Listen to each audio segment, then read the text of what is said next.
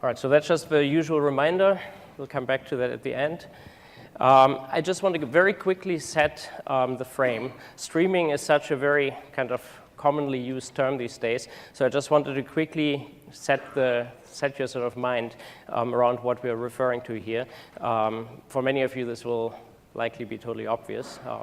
So just in case, so when we talk about data at rest in a traditional way, one simple picture is it's just cars in a parking lot. And if you want to ask questions like, how many red cars are there in the parking lot?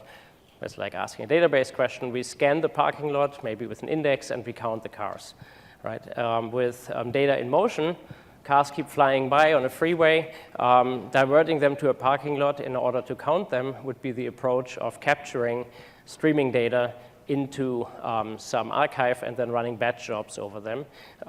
What we want to do, talk about here, is processing data in motion while it's flying through the system. Okay, so it's all about, for example, counting the red cars as they drive by. And the question, how many red cars drove by, doesn't even have an answer unless you also say, within the last 10 minutes. Right? Because the question, how many cars drove by, for an infinite sequence of cars will actually never return. Okay, so before we dive into how the various things are built, I wanted to do a first little demo. We have worked from really our private preview stage on with a Swedish medical device manufacturer, Aerocrine, and their claim to fame is a device, looks a little bit, we sometimes jokingly say it looks like a breathalyzer. It actually is a breathalyzer, but it doesn't look for alcohol. It looks for nitric oxide. And it turns out, if you do it exactly right, it is an excellent early detector for a kind of a pending asthma attack. So as an asthmatic, you can actually use this device to find just the right time to take steroids or to avoid taking steroids, which have their own problems. So that's what they do, and they wanted to move beyond building their devices, and in particular, they wanted to move to a point where the devices can be run in practices or even in homes where people have possibly no training for proper use. So let's just look at how this device acts. Sure. A patient will usually hold this mouthpiece, and the process of running an experiment is first you inhale the air and then you breathe out into the device, and the process takes approximately 20 seconds. There are some sensors inside the device, and Aerocrine wanted the hospitals who use them to be in a certain environment condition, to maintain certain environment conditions for this to work properly. Sometimes they are not, and the device calibration may go wrong. The doctors doesn't even know when they're trying it out. So now after this gets hooked up in a real-time system, they can easily alert the hospitals that, hey, this particular device needs calibration or your temperature conditions has changed. So let's see how this real-time nature will look like. I will try to run an experiment, and this particular chart shows the humidity coming from a sensor inside this device. It also tells me the temperature, and when I inhale and exhale, that creates a pressure that can also be shown in the map. Okay? Oh, I need to start an application. This device gets connected to this laptop or any PC, and using an application, it will transfer the data to the cloud.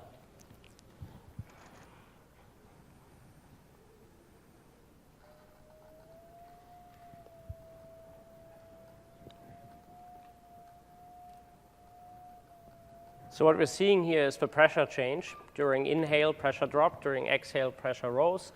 Now the device will take about a minute to come up with some diagnostic results.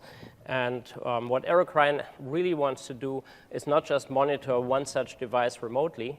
That may be interesting for a physician. What they really care about is monitoring all their deployed devices, today in the thousands, with ambitions to go way beyond that, centrally, so that they can look for various opportunities like reaching out for support or delivering a new biochemical sensor that is about to reach its end of life. So at this point, I think we can go back to the actual deck and step back a little bit sorry, wrong back. What we just saw is a scenario of connecting devices that historically were either not or only weakly connected to meet some sort of larger business demand. And here's a whole collection of scenarios that we have looked at with various partner companies. The two things I want to quickly drill into here are real-time fraud detection and what here is called smart grid as two different examples. The first one is actually a fairly generic thing. We have seen banks that are interested in looking at ATMs that show, for example, a strange withdrawal pattern where just before midnight and just after midnight, the maximum allowable amount is withdrawn. And they would like to use that to immediately trigger an alert. Likewise, and by the way, this isn't always fraud, but it's very commonly correlated with fraud. Then another case would be click fraud in advertising systems, various forms of fraud in online gaming systems, and so on. So there's a whole world of trying to look for anomalies that indicate fraudulent use. The smart grid case is quite different, and you actually saw it mentioned in the keynotes. The eSmart guys from Sweden talked about that this morning as well.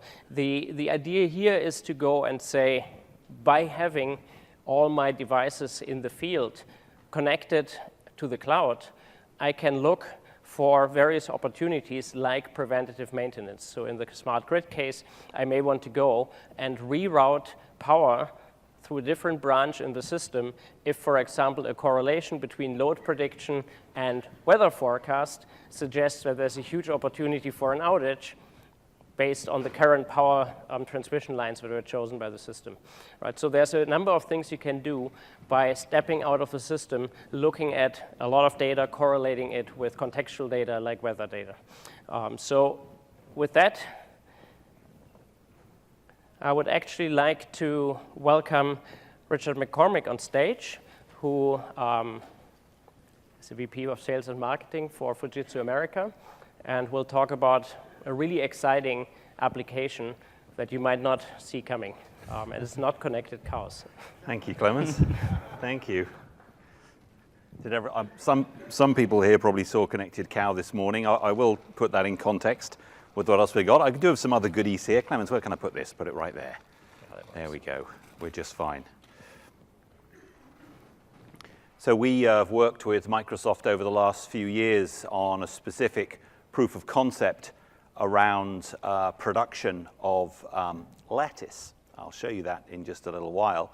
This is part of a total Fujitsu solution known as Akasai. It's a one-stop shop information and communication solution in the food and agriculture area. We've been doing production management control, greenhouse work, which is where the lettuce comes from, a full remote sensing network of IoT sensors out there, and then animal husbandry. Clemens, that's where the Connected Cow story came from this morning. If you didn't hear the story in the area of animal husbandry, when the lady cow is in the mood, as they say, we can detect that through a cow pedometer hooked up to an Azure cloud and then work it out. But I think Joseph did a killer job on that this morning, so we don't need to repeat that story. He took all the glory of Connected Cow, and he left me with lettuce. So I'm here to tell you about that story. After he took the meat, I get the lettuce. But that's fine. So what did we actually do? Probably the best way to show you how the lettuce is farmed and where it comes from is to jump straight away to a little video where we actually go live into the factory, and then I'll describe it in words straight afterwards. But Clemens, if you can play the video, it's just a minute and a half long or so. That should be just great.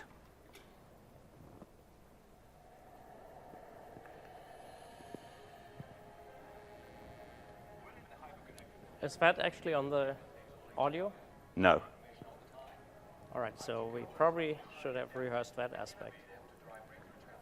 You want to talk to it? Or? I can talk to it. Yeah, sorry for that. So what the commentary is saying is we've connected up the factory to a set of sensors, and here are the technicians working on that. Factories in the Fukushima prefecture of Japan. It's a former semiconductor factory, a Fujitsu semiconductor factory. It has a clean room, and we've taken that clean room environment, changed it from producing chips to producing lettuce. And you may say, why would an electronics company like Fujitsu wish to be producing lettuce? The reason is that people with kidney issues need low potassium foods to help themselves eat. Low potassium foods can be gained by boiling the food. So if you're used to having boiled Brussels sprouts, boiled potatoes, and things like that, you'll be just fine on a low potassium diet. If you want something crunchy, if you want something a bit more raw, a low potassium diet is perhaps not the way for you to go. So what we've done is we worked with a number of universities and worked out how to gain or how to manufacture, how to grow low potassium lettuce. It's more expensive than standard lettuce, of course, but if you're in an environment where you can't eat lettuce normally or other crunchy products, then this is a little bit of a health improvement for you. The application they're running on the screen, I can just hear them talking about, measures a number of different parameters. I'll tell you about that when I show you the app, because I've got it running live on a PC here. And I think it's about to end, so I can move on. Yeah, cool. Actually, I don't know whether that's a good time to show the produce. So the product itself, when it comes out, gets shipped in standard bags like this. This one was actually shipped in last Friday from Japan. Because it took quite a while to get here from Japan, the lettuce itself inside wasn't particularly good. And anyway, the FDA told me they didn't appreciate me bringing real lettuce in from Japan without a proper license. So in fact, they shipped me an empty bag this morning, and I went to my good local organic market and put American lettuce in there. Delicious American lettuce. So if anyone wants to come up and say, Richard, can I try that low potassium lettuce? No. You have to trust me. This is exactly what it looks like, but it's kind of fun to have our logo on the front. There's the lettuce there. The best part of the packaging, though, turn it around the back. Bunch of Japanese characters, of course, describing the lettuce, and then it says size M. It's like, oh, that'll never do for the American market. We need XL or maybe XXL lettuce if we're going to sell it in this market. But Clemens, it's not being produced, as I said, from a size point of view or taste point of view. That is interesting. The real key thing is, of course, the low potassium count in there. So how do we do this? Let me show you. If you go on to the next slide while I grab my little PC here, and you really caught me out by making me do the voiceover on that one. That was not very fair of you, but that's okay. Thank you for jumping right in. Yeah, we can do it. So let me bring up the app. So the app itself, which the technicians have in the factory, has a number of different parameters on it. It's monitoring in the factory temperature, it's monitoring humidity levels, CO2, of course, conductance, that's a salinity measure in decisiemens, the pH level, and the temperature of the broth itself. They produce the lettuce, basically hydroponics. So it has fluid growing. If you want to produce lettuce in a known and very carefully controlled environment, you can't just plant it in the ground. No matter how carefully you monitor the ground and you take care of it, things get into it. So it's produced in the clean room under the control of hydroponics with complete control of the environment. First innovation wave we did at the Akusai plant factory, as I said, in Fukushima, resulted in us producing physically the lettuce. But we had variations in production. There were variations in batches. There were variations in the time of when we could do things. And we're streaming a huge amount of data back from the tool itself. We didn't know and didn't see how we could correlate and work between those things. Hence, we called our good friends at Microsoft. And the second round actually moved the data into the Azure cloud and moved the data analysis into Power BI and Power View. So let's move on to that next slide, please, Clemens. So we're not finished there. We're moving forward. I left some of my nice Japanese translation in here. Provide foods with pleasure.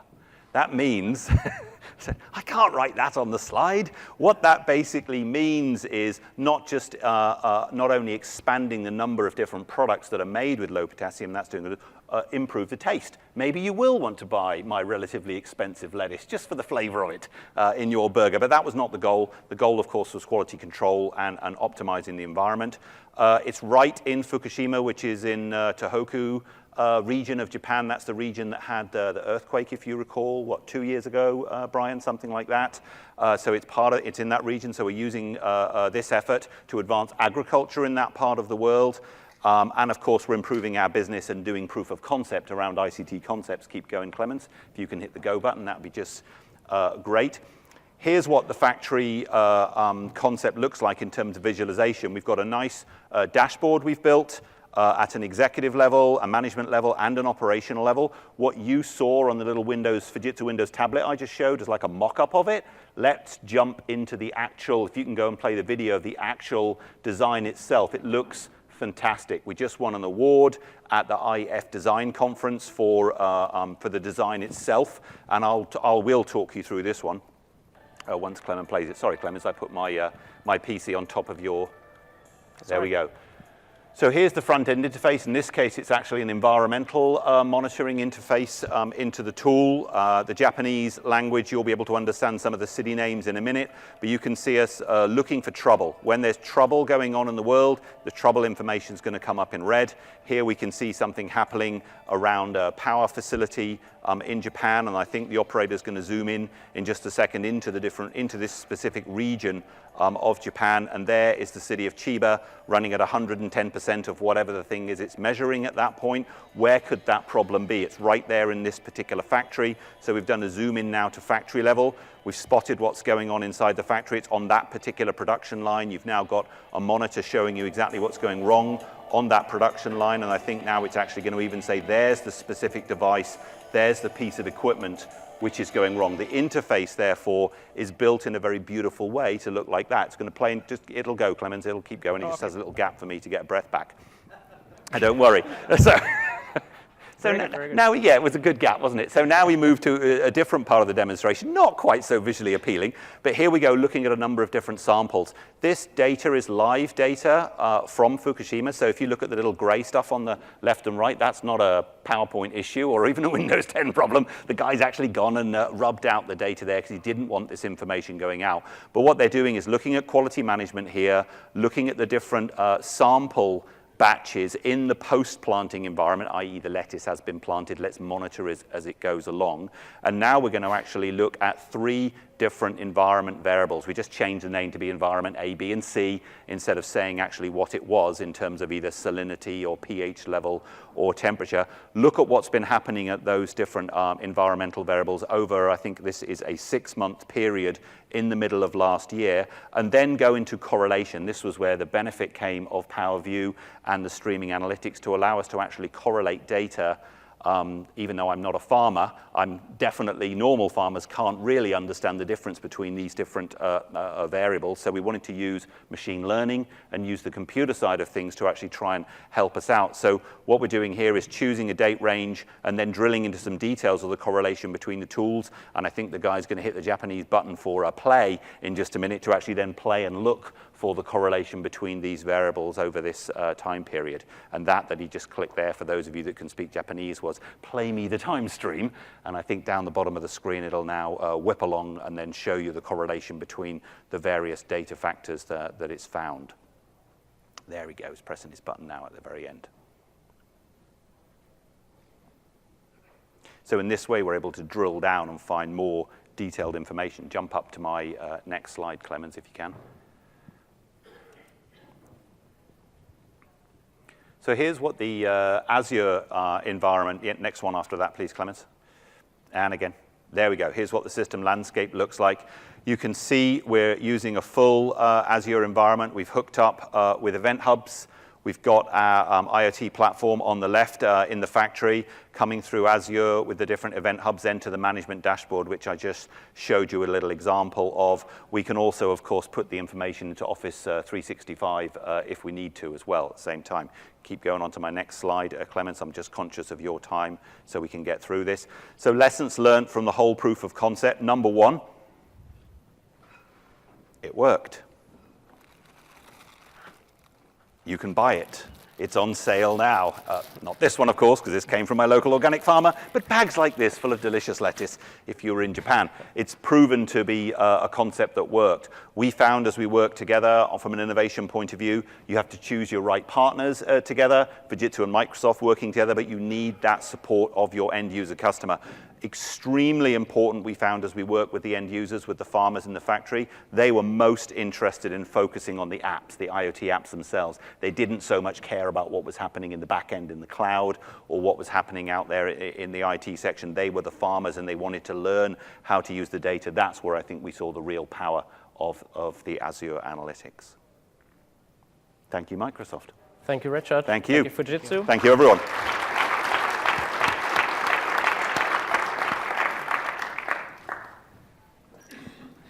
All right, and because it's so much fun to look at what other people do with your technology, we now have Todd van Naarden talk to us about a project that actually had quite a few partners over the time, and I think he can talk about that. Todd is an architect for the Microsoft Technology Centers, which some of you may know. They have locations in many cities and help anyone who wants to use kind of our leading, bleeding edge technologies to build solutions. And they have a number of sample solutions and demonstrators, and so it's kind of fun place to go to as well. Thank you. Todd. Hi. So good afternoon. So Project Inception. It's got a cool name. Probably not as cool as the growing the lettuce thing, but we're doing some cool stuff. How many of you have been down to the Connect booth downstairs and saw the Target Cosmetics demo, right? A few of you. If you haven't, after we get done, you're going to want to go see it. All right. Inception is a project that was created sort of collaboratively between Microsoft and Target. And candidly, it was actually a larger project than even that. One of the things that I find challenging is I've been in this industry for a while, and I'm still not thrilled with how computers work. All right. Candidly, the way we interact with technology, the way we use tablets and devices, essentially they're mainframes and really small suits, all right? I want Tony Stark, okay? I want Jarvis, all right, is what I'm gunning for. I want the ability to create ambient intelligence, the ability to engage you on your terms doing what you want to do. And Target wanted to do the same thing. They wanted an experience that actually understood what the consumer or guest was doing and reacted and modified to them based on what was happening. The intent is to make it almost magical, to leverage what they already have in the form of infrastructure and to ultimately understand the user's intent. The other key thing is, while I could certainly go out and point you at some really killer MSR videos with like really cool interactions, right? And I want to build those. I only get 3 weeks, and I don't have a PhD in mathematics, all right? What's amazing is the technology that the folks in Azure Stream Analytics and Azure overall and some of the sensor technology that's coming to bear that allows pretty traditional developers to push the envelope, to really change the way people experience technology. Inception, I hope, proves that out. Go ahead. So what I'm going to demonstrate is a reference that we built. So Inception was built, as we said, initially collaboratively with Target. And what we wanted to do was understand where the people were engaging as they were coming up to the environment, to the fixture, to whatever that was. So we were able to define different zones of interactivity. Based on what they're doing, we're delivering content, pulling that from Azure, and then streaming the telemetry live into the cloud so that we can gain insight into what's happening. And then ultimately learn and react to things that might be going out of band. People are hanging out. They're looking puzzled. Can we reach out and help them? Those are the kinds of things that we wanted to do. And what you see there also from the Connect sensor is a tie over to NEC.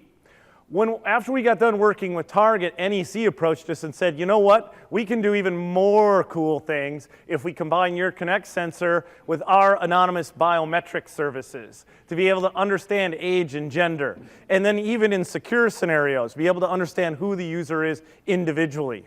There's some really interesting interactions that you can start to drive that way. So ultimately, I mean, we can at this point perhaps draw a line to the howold.net that we saw this morning, and that went, by the way, ballistically viral on Twitter right now. Right. But it is still very interesting to see what we're seeing here is even a step beyond that. You're not submitting a photo and you're waiting a second or something. This is all happening right there. Right there in real time. That, reaching out to the cloud to perform that function, while interesting, when you're trying to interact with somebody that's present right now, that delay could cause a problem. So leveraging NEC's sort of industrial service on the client within 1/10 of a second to get that information is a whole lot more reactive experience than waiting. I mean, hopefully the cloud is fast, but God knows what's happening, and it could be 2 minutes and suddenly they left, all right? So now, all of it is foundationally built on top of the Microsoft stack, from the Connect sensor right through to the code that's executing on the device. It's all C# code. Ultimately delivering that up to Azure, the Event Hub being processed through ASA, then ultimately into Hive, and then to a big data cluster, and then ultimately could be fed into machine learning. And then ultimately we can party on that data in Excel. And that's cool, but too much talk. Go to the next slide. So Inception is really, again, I mentioned it's about transparent computing. It's about a collaboration. That's one of the things that the technology centers do, is we like to do the hard stuff. Come to us and say, we want this magical thing. We're like, yeah, game on, let's try that. Having partners like NEC who stepped up and went, yeah, let's try this, and started to build their tools and extend their tools in such a way that we could consume them in new and interesting ways. And then finally, what really blew the doors off of Target was the fact that we did it in 3 weeks. 3 weeks. They were like, wow, that is ridiculously fast. And it's a case of, you know what? When you know your kung fu, all right, you can really execute. Having the cloud as the backbone and the sensors. All right, so let's do a demonstration. So you had Connect sensors flying all over the room? Oh, absolutely. We had Connect sensors flying. We had, it talks, it walks, it does amazing things. So what you see up there is the kiosk that is actually here that was live in the store. But if I can get it switched over to the, which one is this? Five. All right. So groovy. What I am going to do here is I can actually run code if you really want to go to code. But I think what we'll do is I'm going to go ahead and run the Inception executable here. And all right, awesome. Hey, is that a compelling user experience or what? Okay, man, that is awesome. All right, shoppers just gravitate to that kind of experience. No, what you're seeing here is the experience understands not only people. Everybody knows that Connect can track and I can play games and stuff. But what they don't realize is that we can teach it to understand objects in a physical space. This is the calibration window that we use to actually teach it where objects are in a physical space. I just thought it was geeky fun to show it off. The black thing that you're seeing, the black screen on the far right-hand side of the display is actually showing where the physical item is in three-dimensional space. So you can think the Connect sensor is at the top of the screen, and you're seeing my body here as this flat line. And if I move my hands, see how my hands are out there? That's actually showing the depth range to my hands. But we're not going to calibrate. We're just going to go in and try some stuff. So remember I talked to you about having it have the ability to understand when somebody is in a certain space, right? So there's different ranges that it interacts with. I've defined 4 for this case. It doesn't need 4. It could have 1. So passive engage, it's delivering some content. I come in closer. It goes into active attract. This content could be whatever you wanted it to be. Now at this point, the NEC tools are biometrically sampling my face, doing an age and gender analysis to additionally target content if we wanted to. Now if I walk up even further, they think I'm starting to play with it. And then when I walk up on top of it, I'm in active engage mode, which means it's assuming I'm up here picking up things, I'm playing with stuff, and it wants to help, ergo the high piece, all right? So right now, it's monitoring and it's watching what I'm doing. Now what's fun is this is only half the show. If I flip over here to Azure, I'm in the stream, one of the stream analytics pipelines that we use. This is a relatively stripped down query that we're using. So one of the things that you might want to do is, hey, I think I mentioned the fact that somebody might be shopping too long or is hanging out or looks like puzzled, right?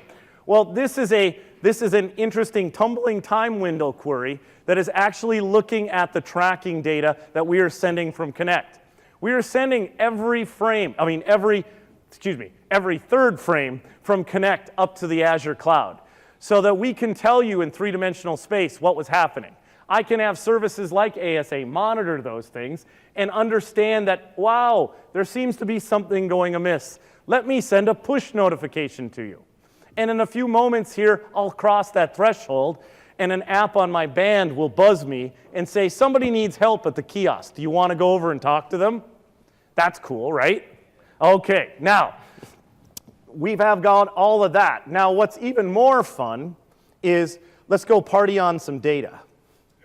All right, so we've got a variety. Oh, here, I got to go to that spreadsheet. This one's more fun. Let me go here. There we go, beer. Okay, beer. So this one is fun because guess what? We used Inception at the Super Bowl. It managed a bar. Come on, that's cool, right? So it actually watched beer bottles, and it went, oh, you're getting a shock top. Oh, you're getting a Grey Goose, or whatever that is, or a Bud Light.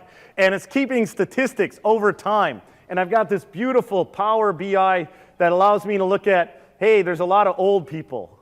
Sorry, did I say that? I'm sorry, I'm in that age group too.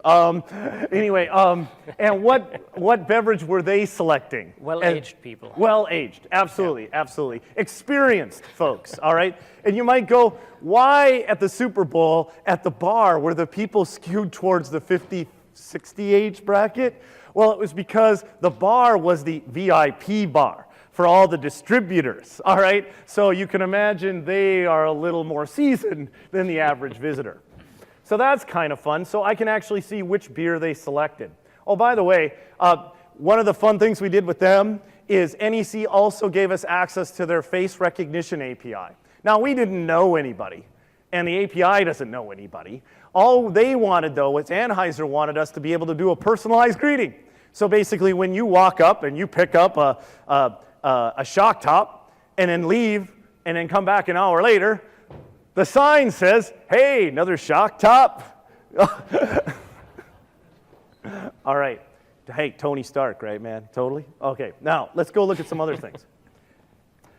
All right, that one, we already looked at that one. Let's look at this one. So here's telemetry trends over time. So I don't have as beautiful reports as my friends at Fujitsu, man. I got to get their graphic designer. But here I'm actually playing back over time where people were in three-dimensional space.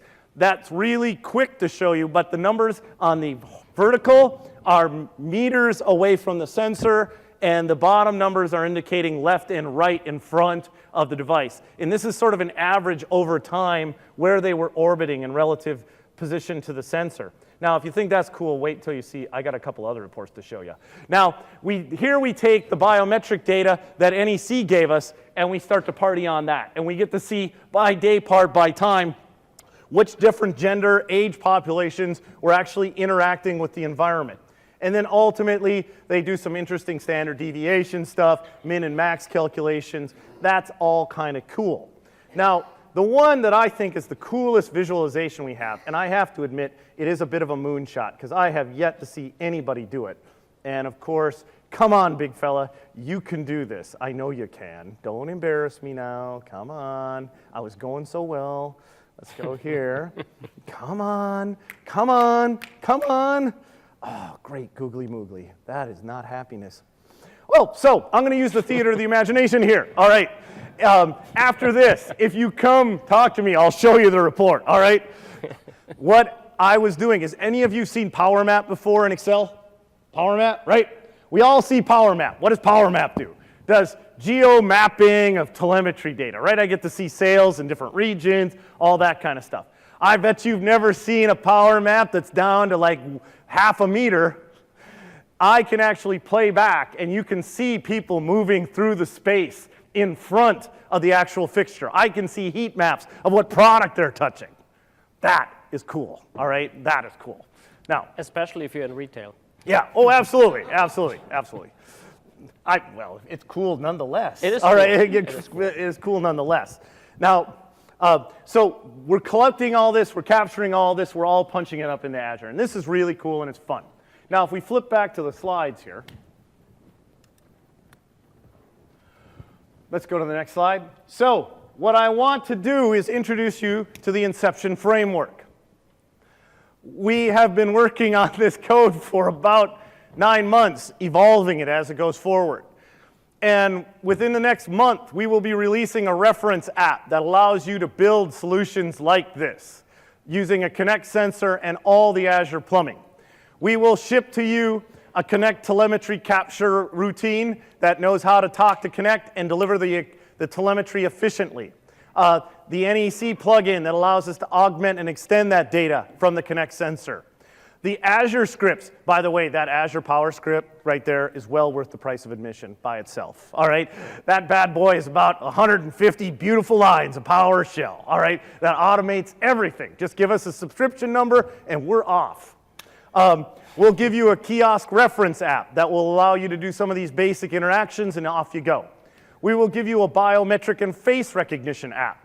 What that is all about is the ability to understand how we're doing the biometric and face so that you could say, you know what, I don't want your kiosk thing, man. I want to do something cooler with it.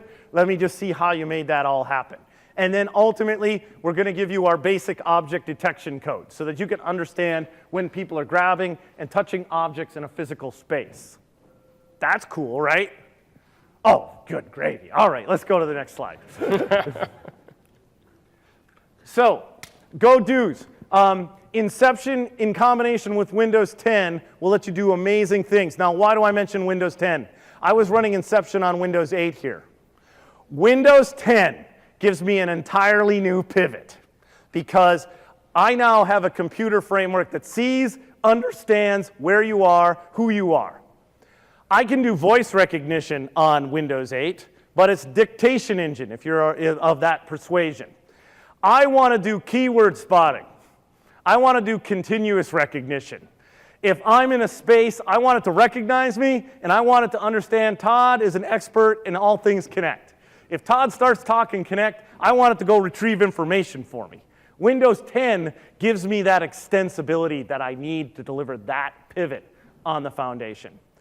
Ultimately, sign up for Inception. Stop by the Connect booth out here. I'll be hanging out. Give me cards. I'll get you on the line. When we formally release it, it'll be on the Connect blog to let you know when to get it. And then ultimately, guys, go do cool and amazing things. That's what I got. Thank you very much, Todd. Thank you. Thank you.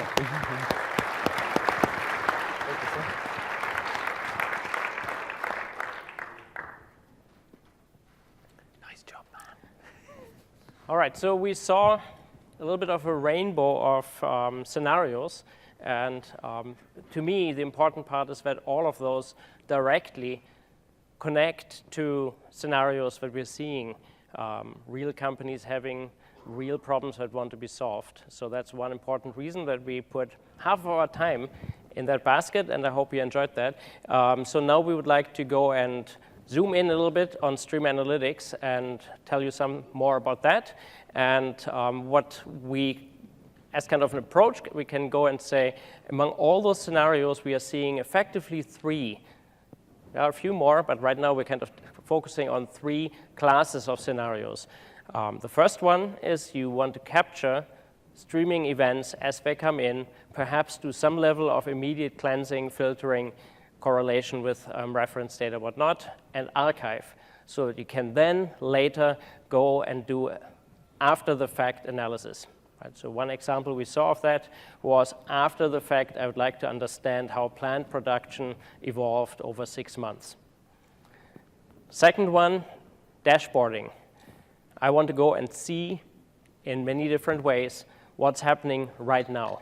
Not just at the level of raw events, but at the level of meaningful roll-ups of that. I want to see various forms of aggregation over my data as it happens.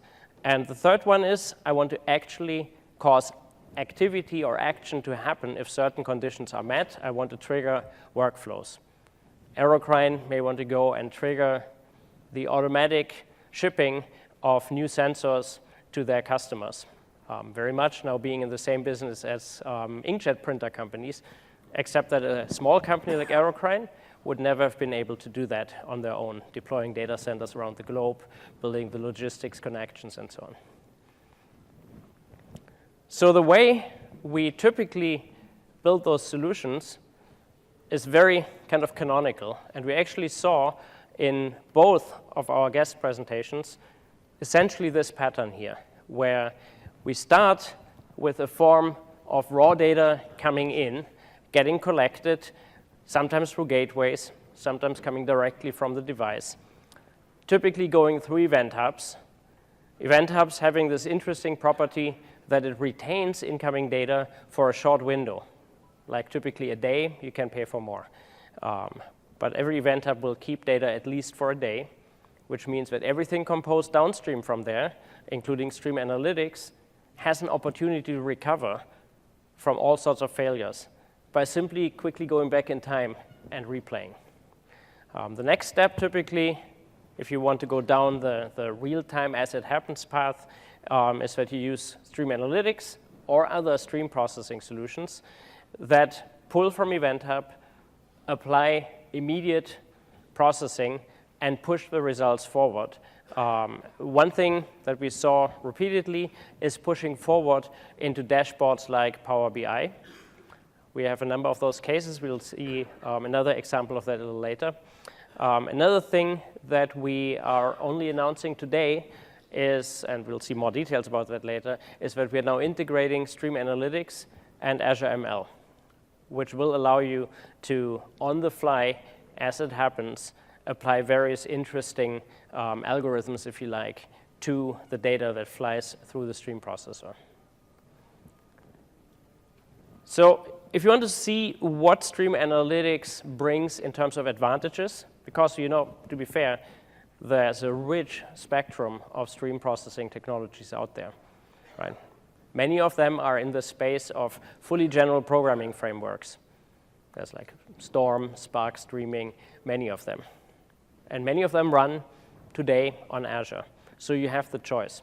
So we want to go over what are the kind of hard facts that differentiate stream analytics from other solutions, not in the sense of this is better than that, but in the sense of if you have to make that choice, here is how you can think about that.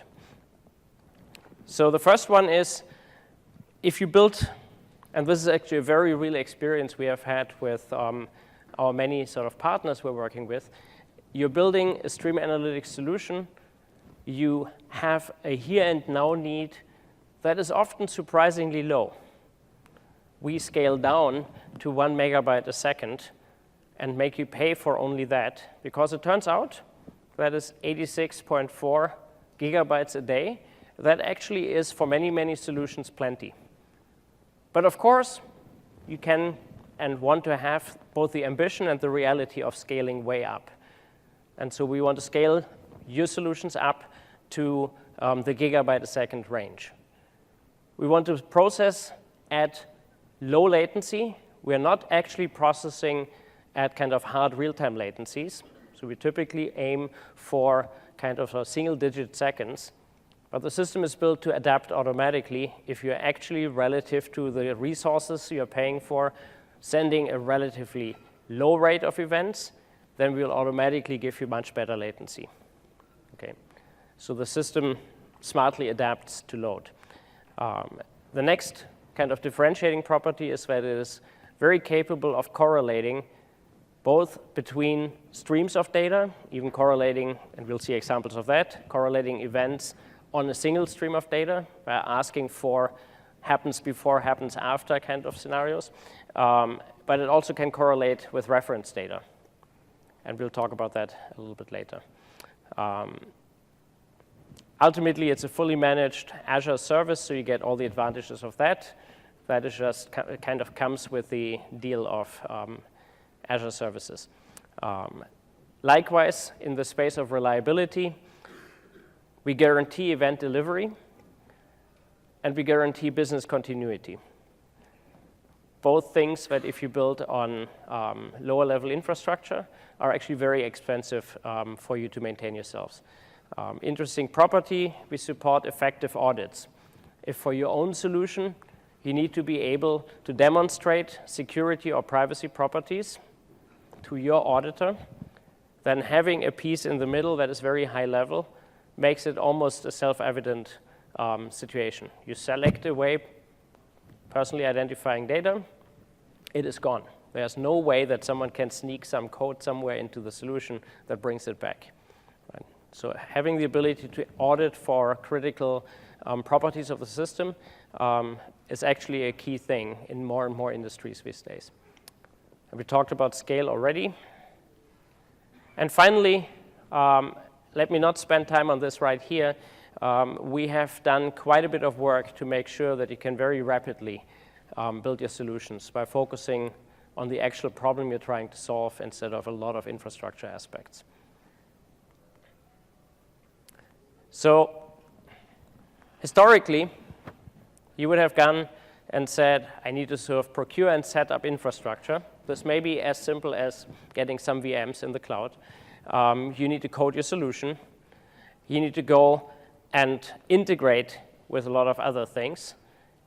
You need to manage the resiliency of your solution. You need to go and worry about scaling. And ultimately, you need to monitor and troubleshoot your solution. So our aim is to take most of that out of your hands, do it for you, and allow you to focus on what you really want to do, rather than this traditional stack of stuff that you would also have to do. All right, here's just a very quick look. The Stream Analytics query language is a fair subset of T-SQL, enriched with a few temporal concepts. And that's actually very important. If you think about the operators in SQL, then almost all of them have this problem that I mentioned in the very beginning when you count red cars on the highway. Almost all of them would never give you an answer on an infinite stream.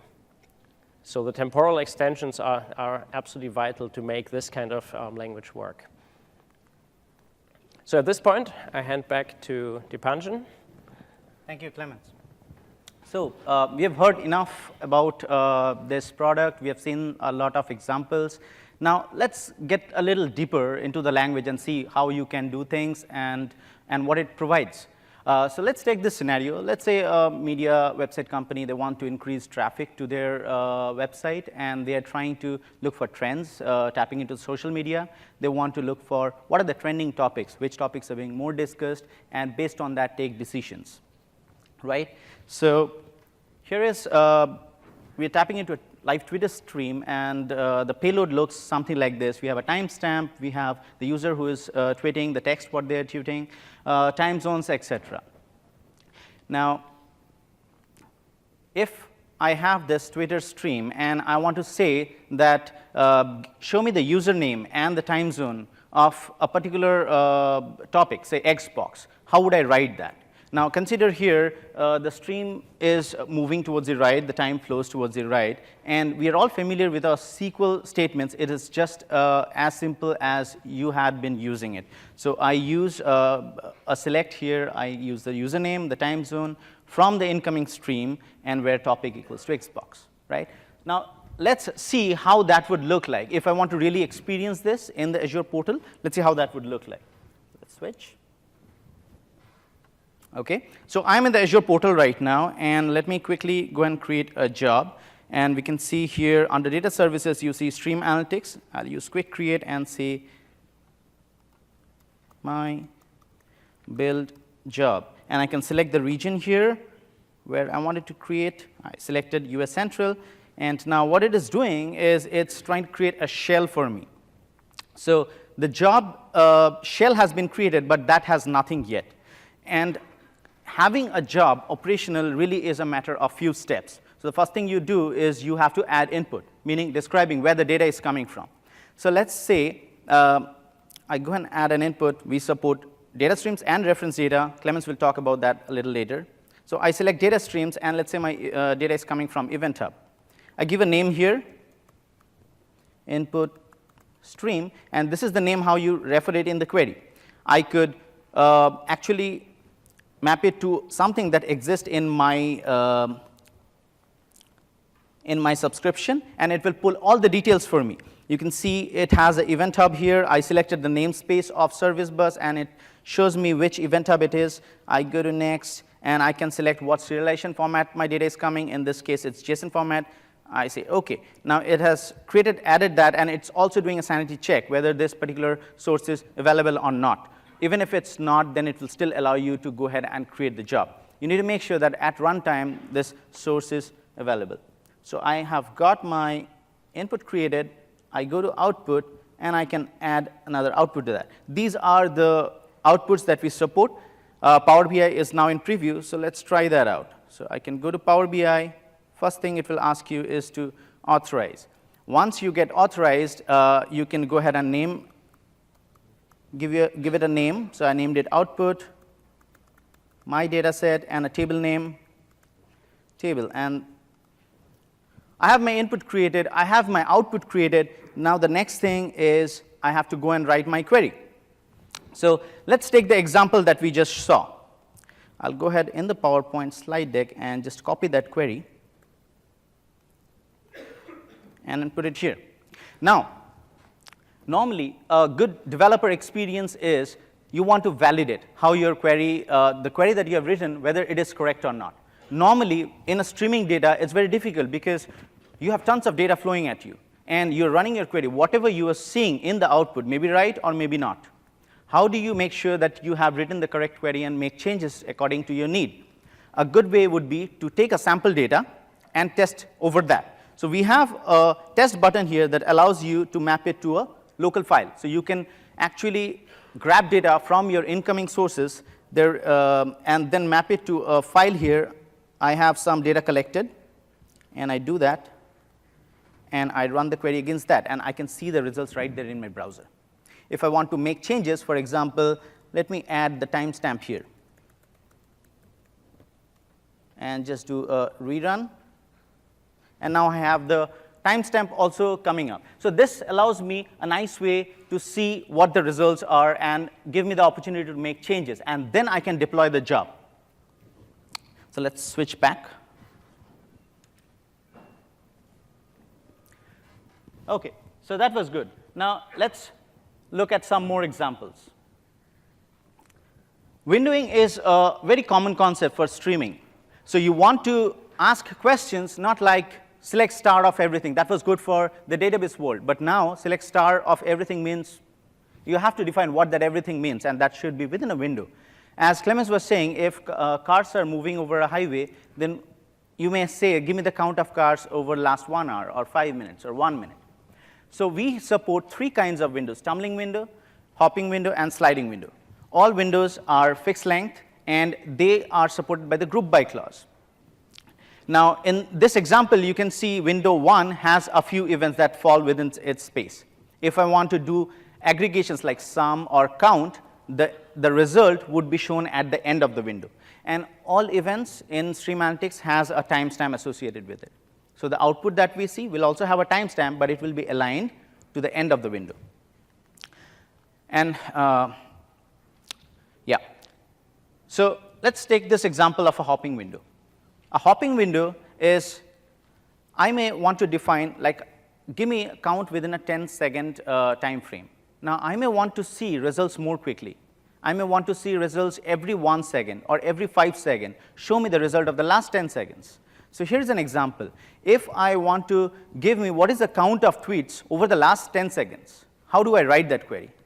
It's very simple, but I want it to be updated every 5 seconds. So you just use a function called hopping window, give it a parameter, pass parameters 10 and 5, and there you go. Now imagine if you had to write such code, it would be tough because you had to do state management and various other things to make sure you're doing the right thing. Another useful thing is, how do I correlate data together? Let's take this example. I have the Twitter stream coming in, and the second one in the green is the same stream, but it's forward in time. If I want to see all the users of a particular topic, they're tweeting on a particular topic, if they have switched their sentiment within 1 minute, these are some kind of pattern analysis that you're trying to do. How do I write that? If you look at that query, I have a from Twitter stream, which is my first stream, and then join it to the same stream. I'm doing a kind of a self-join there, and I am joining on. Now, every join needs to have a condition, right? So here my condition is the user needs to be same, and the topic needs to be same. So the same user is tweeting on the same topic, but the sentiment has changed. So that I have in the where clause. if the sentiment of the first one is not equal to the sentiment of the second one. But there is one thing interesting to observe. Normally in SQL, just that kind of join condition will work. But this is streaming, so there has to be a bound, a time bound. This join condition is valid between 1 minute. That's what I want the results for. So if I run this query, I will see the green ones, the pairs would be coming in my output, but the red one certainly meets the join condition, but the difference of time is more than 1 minute, so that doesn't come. So the correlation of time automatically happens. Another interesting thing is to detect absence of something. How do I do that? For example, if I want to find out if a particular topic was not being tweeted for the last 10 seconds, how do I do that? It's very simple. I use a left outer join. And on my right stream, I compare it to null. So these are very well-known tactics, and you can apply your same skills in the stream analytics query language and build different patterns very easily.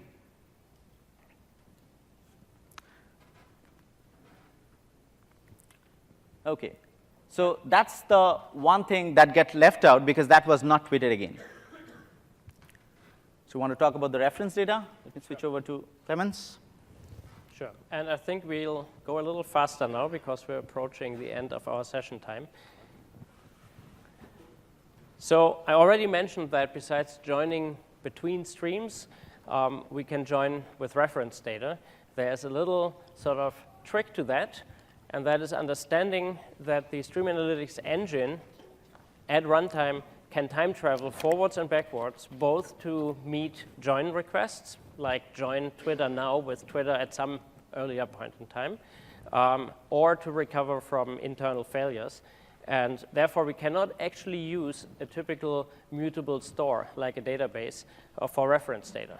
So instead, we draw on reference data out of blob store, but do support the notion that you periodically push updated reference data into blob store with a timestamp. And so we can then go and say which of those snapshots we should use when joining against reference data.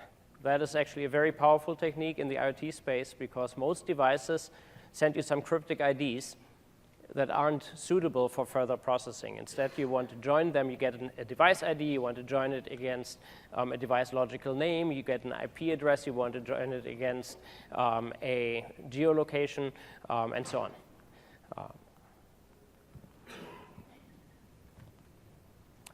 All right, very quickly on this one. The entire stream analytics engine is built to have absolutely zero centralized state or centralized coordination. It's a fully distributed execution framework. And that means if you only give us enough information about how your data is partitioned and how your query naturally partitions, we can give you whatever scale our underlying hardware can give you. Okay. And so the trick here really is to just tell us that a particular stream is partitioned. By the way, all data coming from Event Hub, if you use Event Hub in a normal form, is already partitioned by the partitions or shards of the Event Hub. So there's your first opportunity. And then you can ask us to repartition your data for various purposes, or you can do MapReduce style things by first doing in parallel operations over the partitions and then reducing to a global result. So here's an example of a more complex query that uses a number of these techniques. It uses the SQL concept of common table expressions. In functional languages, people call that a let lift. So these with expressions are basically having subqueries. We interpret top-level with as you telling us that there's a natural step nature to your query. And if appropriate, we use that to build a pipeline at evaluation time instead of running everything on a single node. So we do scale up, scale out, and pipelining, three-dimensional optimization for your queries. OK. Then the one thing I definitely want to make sure we squeeze in today, Yep. I already mentioned it briefly. As of today, we are in a limited preview with our ML integration. And so if you're interested in that, our team blog, it's not quite up yet, So perhaps check tomorrow. Our team log will have information about how to sign up for that limited preview. And we ask for a description of the scenario you have in mind, because we want to actually go with the selected initial partners in that preview and really understand what works, what doesn't work, what's missing. So that's this, and the model for that is extremely simple. Here is the case where you want to apply a function, really, a user-defined function, to every point, every data point on a stream. And you may have noticed Stream Analytics itself doesn't have any user-defined functions, at least today, and you would say, oh my God, that's a huge blunder. The ML integration backfills that because in the end, AzureML can run arbitrary code today in R or Python, in the future in other languages. And so you just bind an arbitrary REST endpoint that has the right kind of protocol support to a function name, and in this case, it happens to be an operationalized ML model. And we do have a demo for this. Yep. So switch back to. Yeah, let's switch back. And after that, we'll close the session. I'll just give you a little bit of detail on the pricing of Stream Analytics as a service. So here we have a Power BI dashboard, and we can see the trend here, the count of tweets by topic. I am looking for some interesting topics like Azure, Microsoft, Seattle, and various other things. On my right, I can see what are the texts that are coming in, some cool things like how many total count of tweets, and I can also see the sentiments along with each text. So let's take a look at how this is possible, what's going on behind the scene. So let me switch to the job. So here's the job that is running, and where you see that dashboard, I am making a call called sentiment, which is a function that I have defined. This is pointing to an ML model, as Clement says, and that's all you do. So for every event that comes in, here I'm calling a sentiment model. You can use anomaly detection or any other thing that is supported in machine learning and make calls to that. So this also shows how you can take the output of one subquery, push it to a particular output source, and take the rest of them and push to a different one, or support basically multiple outputs. Here is how the monitoring dashboard will look like, and I can see how many events are flowing in, what is the kind of output I'll be seeing, whether there were any runtime error or not. So this gives me a very nice view of what's going on with my system. All right, switch back. And as I said, the one thing I want to quickly talk about is pricing. We found out that there are really two reasons that good pricing of that particular service is relevant. One is that some people care about massive scale-up. But what we have actually found far more people care about is running a potentially very large number of such streaming jobs in their larger complex environment. And so we drove this price quite way down. To give you an idea, we're measuring two things. One is the actual volume of data processed at 1/10 of a cent per gigabyte processed. And the other one is a blended unit of effectively compute resources, cores, memory, and bandwidth at 3.1 cents per hour. Okay, and that translates into the smallest single streaming unit job running nonstop, costing you just a little under $25 a month. That's dirt cheap. Right, and that basically, you will actually find it to be really difficult to pay for VM resources yourself to get anywhere close to that price. And we do a little more than just give you VMs. Okay, so that's the pricing. I think we don't actually have official time for questions, but I would still like you to take the opportunity if you have questions. There are some microphones here. And also, do this one. Yes. Thank you. All right, thank you. Thank you.